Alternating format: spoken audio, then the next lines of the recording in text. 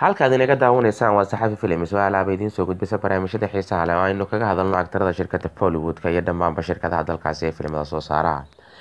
Daawadayaal, barnaamijkan waxaynu kaga hadli doonaa Deepika Padukone. Actaradan Deepika Padukone sameyntii filimkeedii caan baxay ee Padmavat ee uu director-ka ka ahaa Sanjay Leela Bhansali ay jilayaasha ka ahaayeen Shahid Kapoor iyo Ranveer Singh. Waxaa filimkaasi u dhaliyay caqabado aad u badan iyo mudaharaadyo iyo kacdoon lagaga soo horjeedo.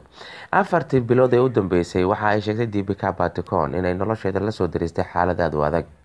Waxa ay tiri waa 4 bilood ee nolosheeda aniga ugu adkayd iguna cabsida badnayd. 4 bilood ee aan soo dhaafay bay tiri waxa aan ku jiray walwal iyo walbahaar ha yeeshee waxa aan ku bartay bay tiri nolosha dunida.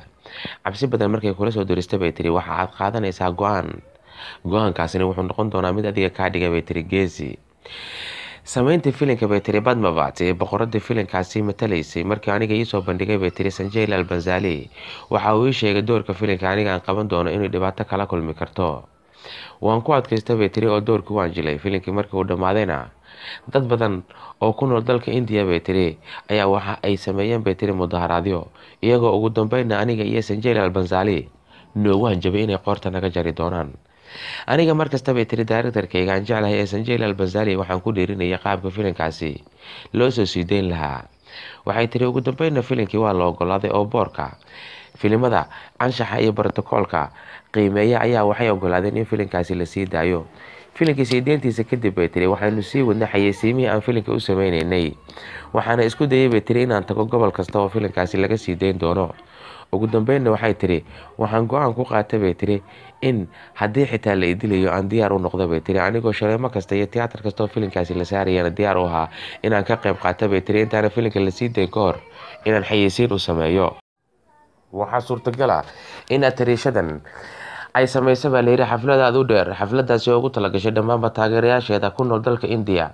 Waxay tiri way jirtaa maraan cabsanaya bay tiri laygana ilaalinaya bay tiri faniska inay aniga ii soo dhawaadaan.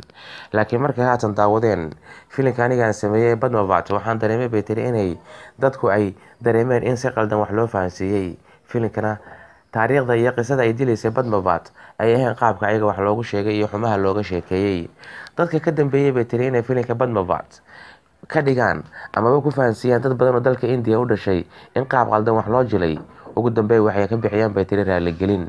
Hadda waxaan arkayaa bay tiri in dhammaanba taageerayaasha aniga aadka ii jeclay rabaan inay sawirro ila galaan selfie nooca loo yaqaana ayna aniga ii soo dhawaanayaan bay tiri. Waxaan staafkayga u sheegaa bay tiri aniga waqtigii tayda ay dhammaatay ayaan dhimanayaa bay tiri.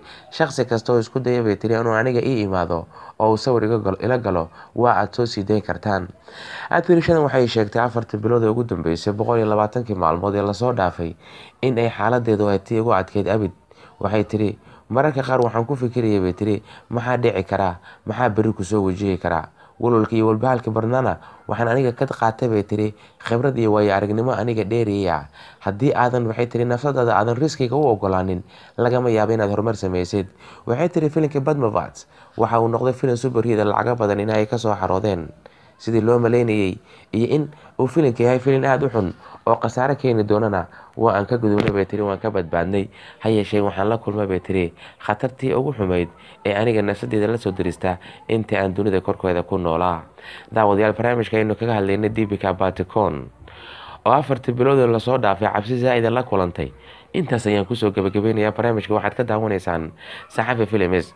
Daawadayaal, fikirkiina waxaad inoogu reebi kartaan qaybta commentiska ee Saxafi Films inagoo isku duuban oo abada Saxafi Films intaynu barnaamijkan lamida ku kulmayno. Daawadayaal, waxaynu idinkaga tegaynaa sidaa iyo nabad gelyo.